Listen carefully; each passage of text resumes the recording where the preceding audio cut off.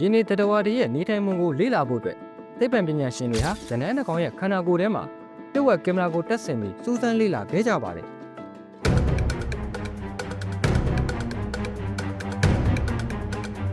ရင်းနေတတော်များစွာတွေကမှဒီကောင်လေးကတော့တော်တော်လေးထူးခြားပြီးတည်စီနိုင်တဲ့လက်သီးချက်တွေကိုပိုင်ဆိုင်ထားပါတယ်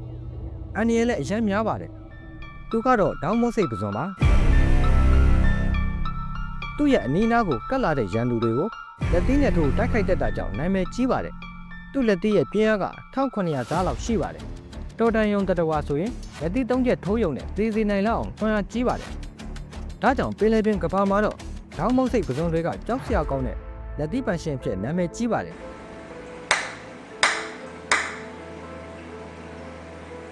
သူ့မှာထူးခြားတဲ့ကိုယ်ရင်က34ခုတောင်ရှိပါတယ်အဲ့ဒီထက်ကတချို့တွေကိုဖော်ပြရမယ်ဆိုရင်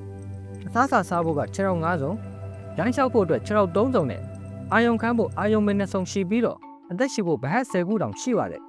အစွမ်းတက်ဆုံးကတော့တောက်ချုံမုံတရံလက်မောင်းတွေပဲဖြစ်ပါတယ်သူ့ကိုလေ့လာရတာကအရက်အနည်းများတဲ့အတွက်တတိထားနေရပါတယ်သူတို့တွေကတွင်းတစ်ခုထဲမှာပေါင်းနေတတ်ကြပြီးအနာကလာတဲ့ရန်သူတွေကိုတဲမုံတွေနဲ့ပြစ်ပေါက်ပြီးမောင်းထုတ်တတ်ကြပါတယ်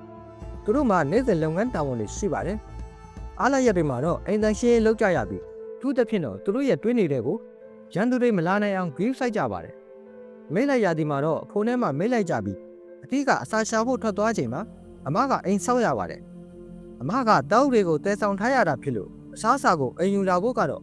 အတိဖြစ်သူပေါ်မှာမူတည်ပါတယ်သူတို့အစားအစာဘယ်လိုဖမ်းလဲဆိုတာသိရဖို့ပြုတ်ဝက်ကင်မရာတက်ထားတဲ့ကနန်းကအနောက်ကနေတိတ်တဆိတ်လိုက်ပါလေးလာကြည့်ပါတယ်ဒေါင်းမုတ်စိတ်ပစုံတွေကညံကောင်းပြီးတော့ကောက်ကျစ်တဲ့အမျိုးသားထဲမှာပါပါတယ်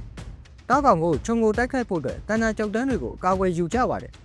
သူတို့ကိုကူညီပေးတဲ့အရာကတော့အမြင်အာရုံဆူးရှတဲ့သူတို့ရဲ့မျက်လုံးတွေပဲဖြစ်ပါတယ်သူတို့ဟာအခြားသက်ရှိတတ္တဝါအများစုမမြင်နိုင်တဲ့အယောင်တွေကိုမြင်နိုင်ပါတယ်လူသားတွေရဲ့မျက်လုံးကအယောင်တွေကိုခွဲခြားနိုင်တဲ့ဆဲက3ခုသာရှိပြီးတော့သူတို့ရဲ့မျက်လုံးမှာတော့12ခုတောင်ရှိပါတယ်ဒါကြောင့်တားကောင်ကိုပြစ်မှတ်ထားပြီးလွတ်လပ်စွာရွှေ့လျားနိုင်ပါတယ်ဖန်စီမဲ့တားကောင်သားကိုတိတ်တဆိတ်ချင်းကပ်သွားပြီးတတိမထားမိခင်မှာပဲပြင်းထန်တဲ့လက်သီးချက်တွေနဲ့စတင်တိုက်ခိုက်ပါတော့တယ်